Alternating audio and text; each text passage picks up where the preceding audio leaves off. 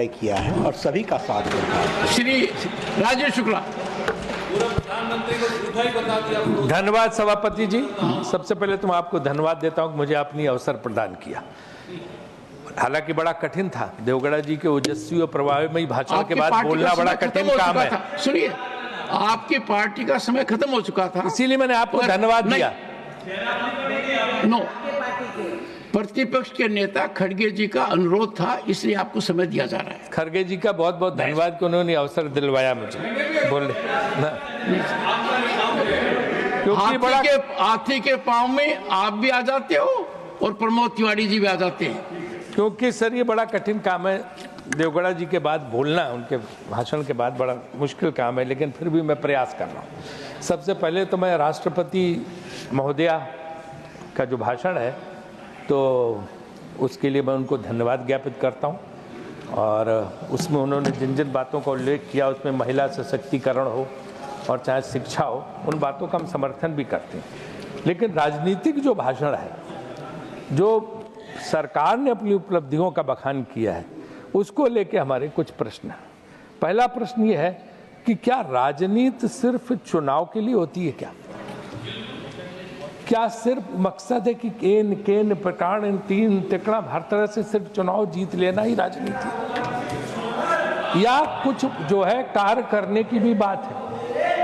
आप देखिए, जितने भी भाषण उठा लीजिए, चाहे अभिभाषण हो, चाहे बजट भाषण हो, सब भाषण, आपको चुनाव आयोग की वेबसाइट पे जाने की जरूरत नहीं है, गूगल पे देखने की जरूरत नहीं। उन भाषणों से ही सरकार के पता चल जाएगा, मंत्रियों के भाषण से और लोगों के भाषण से, कि आगे किस राज्य में चुनाव होने वाला है।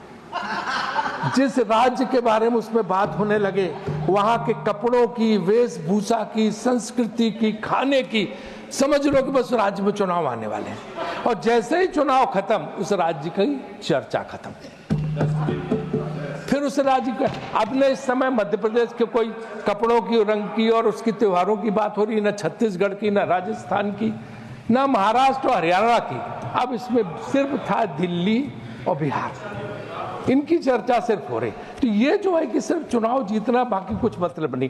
वो उनका है ना सर राउत इंदौरी का, कि सीमाओं पे बड़ा तनाव है, क्या कहीं कोई चुनाव है? वैसे ही हाल यहाँ हो गया कि भाषणों में बड़ा जिक्र है, अरे भाई चुनाव की फिक्र है। तो ये जो है, मेरे ख्याल से ये मैं सब मानता हूँ कि इस चीज को हमें बहुत ज्यादा ये बढ़ावा नहीं देना चाहिए कि चुनाव ही हमारा मकसद है, और उसको अगर हम जो है त्याग देंगे तो शायद पूरे देश का कल्याण हो जाएगा। क्योंकि तमाम राज्यों से तमाम किस्म की मांगे हुई हैं, ना राष्ट्रपति के भाषण में उनका जिक्र है और ना ये बजट में भी जिक्र है। अब आप देखिए, आप कहते हो मॉडल कोड ऑफ कंडक्ट, चुनाव आचार संहिता, ये चुनाव आयोग को 1 तारीख के पहले रखना चाहिए था। आप छोटे छोटे काम रुकवा देते, छोटी छोटी परियोजनाएं ये कह के चुनाव आयोग रुकवा देता कि साहब ये जो है वोटर को जो है तुष्टि का, उसको लुभाने का तरीका। बजट तो सबसे बड़ा घोषणाओं का भंडार है। बजट जो है चुनाव के ठीक पहले हो रहा, और भाजपा का विज्ञापन निकल रहा है चुनाव के दिन कि 12 लाख तक कर मुक्ति, ये बजट की जो घोषणा थी इनके चुनाव उसमें आ गई। तो सीधे सीधे मॉडल कोड ऑफ कंडक्ट, चुनाव आचार संहिता को उल्लंघन है।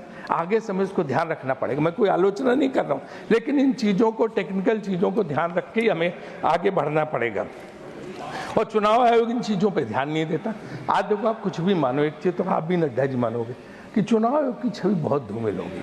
वो कुछ नहीं, आप देखो सेशन का जमाना, हमारी सरकार के खिलाफ हम ही ने लगाया था, हमारी सरकार के खिलाफ कितने सख्त कदम उठाते थे, और आज उनका नाम, अरे शेखावत जी, आज सुनिए तो, उनका नाम सब लेते हैं। आज किसी मुख्य चुनाव आयुक्त का नाम क्यों नहीं लिया जा रहा? कोई याद कर रहा? क्योंकि वो आंख मूंद के बैठे हुए, कुछ देखते नहीं।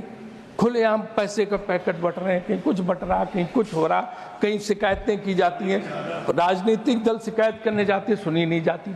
तो चुनाव आयोग से मेरा अनुरोध है कि वो भी जो है इस तरफ ध्यान दे, और ये जो है चुनाव आचार संहिता को उल्लंघन, खुलेआम चुनाव की जो व्यवस्था है उनका उल्लंघन, उसको कम से कम दूर किया जाए, और जो है विपक्ष और दूसरे दलों को भी मौका दें, उनकी बात सुने, उनको अपनी छवि का ख्याल रखना चाहिए। इसके बाद बात बेरोजगारी की आती है। हम किस बात का ढिंढोरा पीटते तो कहते तो सचमुच हमें बड़ा वो था कि 60% युवा शक्ति भारत के पास है। भारत सबसे नौजवान देश है, और हम सबसे ज़्यादा जो है आगे अर्थव्यवस्था में काम कर सकते। लेकिन आज हुआ क्या, वही युवा शक्ति आपने गांव में बैठा दी। वो सब बैठे हैं जो कोरोना के बाद गए, कोई लौट के नहीं है। आज सूरत का उद्योग है, मुंबई का उद्योग है, पंजाब का कृषि उद्योग है, लेबर नहीं है, लेबरर्स ही नहीं। और उसकी वजह से मैन्युफैक्चरिंग सेक्टर इतना सफर कर रहा है कि उससे जो है लेबर कास्ट इतनी। देखिए हमें पूरा टाइम मिला, ऐसा नहीं कि फिर हम नहीं बोले। मैं आगे बढ़, राजीव जी 1 मिनट, नहीं, मुझे आप खत्म करें, नहीं तो मैं आगे बढ़ूंगा प्लीज। नो चेयरमैन सामने टाइम दिया, आप मत करें, आप खत्म करें। टाइम दिया मुझे, टाइम दिया मुझे, आप खत्म करें जल्दी, नहीं तो मैं दूसरे स्पीकर को बुलाऊंगा प्लीज। टाइम दिया, इसके बाद हमें बोलने नहीं देगा। अच्छा चलो, हम 1 लाख आखिरी सवाल आपने बीच में टोक दिया कि भाषण नहीं, आपका समय जो है मैंने दिया। नहीं, समय मुझे बोला हुआ नहीं, समय आपका जो दिया गया है इस यहाँ पर लिखा हुआ है। किसने दिया? आप गलत सूचना मत दीजिए, आप गलत सूचना मत दीजिए, आप खत्म करिए। एक सवाल और कि कुंभ का भी जिक्र इसमें आया, जो वहाँ पे मरे हैं उनके प्रति श्रद्धांजलि अर्पित करती है। लेकिन एक चीज बताइए कि कुंभ एक राजनीतिक जो है आयोजन है या धार्मिक आयोजन? मैं भी कुंभ में बहुत गया हूँ बचपन से, हमारी नानी दादी वहाँ कल्पवास करती थी, मैं जाता था हमेशा। धार्मिक संतों प्रवचन सब, इस समय तो वहाँ मैं एक धन्यवाद माननीय श्री संजीव अरोड़ा।